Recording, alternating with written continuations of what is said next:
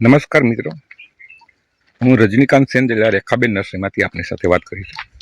મિત્રો, ખેડૂતનું કામ એવું છે ને, એ ક્યારેય નવરું જ ન થાય એવું પણ આપણે છે.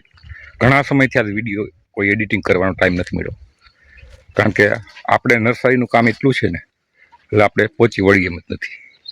કારણ કે અત્યારે બરાબર કેરીની સિઝન, ફાલ આવવાનો, અમુક વરસાદ વાતાવરણ આ તે બધું એટલું બધું હતું ને કે જે પહોંચી વળ્યા ગયું નહોતું.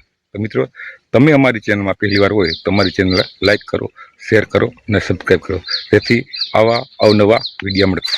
તો આજે મિત્રો આપણે એક એવી વાત કરીએ કે આપણે ખેડૂતના દીકરા છીએ. તો ખેડૂતના દીકરા તરીકે આપણે હંમેશા આપણી જે ધરતી છે એનું પૂજન કરવું જોઈએ. અખાત્રીજનો દિવસ એટલે આપણે એનું પૂજન કર્યું હતું, એનું થોડુંક સારાંશનું આપવું.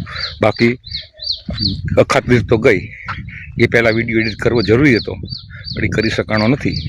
તો મિત્રો, હવે પણ આપણે જો ખેડૂત હોય તો દરેકે છે ને આવતા વર્ષથી આપણી માં જમીન છે, આ ભૂમિ છે, એ ભૂમિનું પૂજન કરવું જોઈએ, કે જે સતત આપણે આપણા જીવન નિર્વાહમાં એનું અનુદાન આપીને આપણે જીવંત રાખ્યા છે. અને હંમેશા આપણે એ જ વિચારતા હોઈએ છીએ કે જમીન એ આપણી માતૃભૂમિ છે અને એને હિસાબે જ આપણે જીવનકાળ જીવી શકીએ છીએ. તો આજ આપણે જે જમીન કે જે ધરતીનું પૂજન કર્યું એની વાત કરવાના છીએ. તો ચાલો મારી સાથે. સર્વ માંગલ્ય માંગલ્યે શિવે સર્વાર્થ સાધિકે શરણ્યે ત્ર્યંબકે ગૌરી નારાયણી નમોસ્તુતે. સ્વસ્તિ ન ઇન્દ્રો વૃધસ્રવાઃ સ્વસ્તિ ન પૂષા વિશ્વવેદાઃ સ્વસ્તિ નસ્તાર્ક્ષ્યો અરિષ્ટનેમિ સ્વસ્તિ નો બૃહસ્પતિર્દધાતુ. સમુદ્રવસને દેવી પર્વતસ્થાનમંડલે વિષ્ણુપત્ની નમસ્તુભ્યં પાદસ્પર્શ ક્ષમસ્વ મે. ઓમ શાંતિ શાંતિ શાંતિ.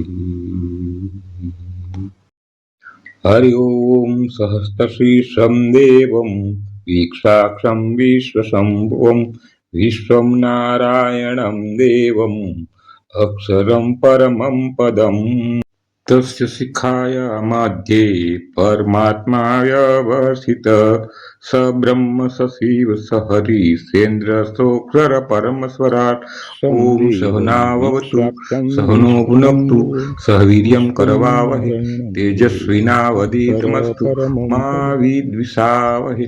ઓમ શાંતિ શાંતિ શાંતિ. હરિ ઓમ હિરણ્યવર્ણા હરિણીં સુવર્ણરથદધામ ચંદ્રાહિરણમયીં લક્ષ્મીં જાતવેદોમ આવહ તામ આવહ જાતવેદો લક્ષ્મીમનપગામિનીં યશો વિરણ્યં વિન્દેયં ઘામસ્ય પુરુષાનહં અશ્વપૂર્વરથમધ્યા હસ્તિદા પ્રબોધિનીં શ્રિયં વાદે શ્રીમાદેવી જુષતા. હવે આપણે આપણા સાધનની પૂજા કરશું, જે આપણે સતત કામ આવતું હોય પણ એની પણ આપણે પૂજા કરીશું, અને આપણા વાહનની પણ પૂજા કરીશું. પહેલાં આપણે બળદથી ખેતી કરતા હતા, અત્યારે હવે આપણે જે ટ્રેક્ટર ને એ સાધનો આવી ગયા છે. તો આ જે જડ વસ્તુ પણ આપણા કામમાં આવે છે, તો એને પણ આપણું પૂજન કરવું જોઈએ. એ દ્રષ્ટિથી આજના દિવસે પણ એનું પૂજન કરી અને આપણા ખેતીનું કામ આગળ વધારીએ, કે જે જળ જેવી વસ્તુઓ પણ અમને કામ લાગે છે. તો આજે આપણે આ સાધન પૂજા કરી અને પછી આપણે આગળ જઈ કે જે આપણે લીલોતરી, આપણું ધાન્ય, દરેક કામમાં મદદ આવતું આપણું આ સાધન, એનું પણ પૂજન કરી અને આપણે આજ કૃતાર્થ થઈએ. તો મિત્રો, ચાલો આપણે આપણા સાધનની પૂજા કરી અને આપણા જે સાથી સળ, દાતરડી, કુવાડી, કોદારી, જે કંઈ વસ્તુ હોય એ કોઈ પણ વસ્તુની આપણે રાખી અને એનું પૂજન કરવું જોઈએ. એટલે આપણા આ ખેડૂત વર્ગ માટે, જે ધરતી પર જીવતા અસંખ્ય જીવો છે, એને પણ આ ધરતી અન્ન આપે છે, તો એનું પૂજન કરી આપણે કૃતજ્ઞ છીએ. જે આપણે કૃતજ્ઞતા અર્પણ કરી કે એટલે આભાર વ્યક્ત કરે કે માં તું જે મને એક દાણામાંથી 1000 દાણા બનાવી દેશો, તો આ તારી અમને યાદ આવી જાય છે કે અમે તારું પૂજન કરીએ અને સતત અમે યાદ રાખીએ કે માં તું અમને સતત આપતી રહેશે. તો મિત્રો, આપણે આપણા સાધનનું અને આપણા વાહનનું પૂજન કર્યું છે અને આપણે હવે આજે અખાત્રીજના દિવસે આપણે જમીનની અંદર સાહ નાખવાની શરૂઆત કરીએ.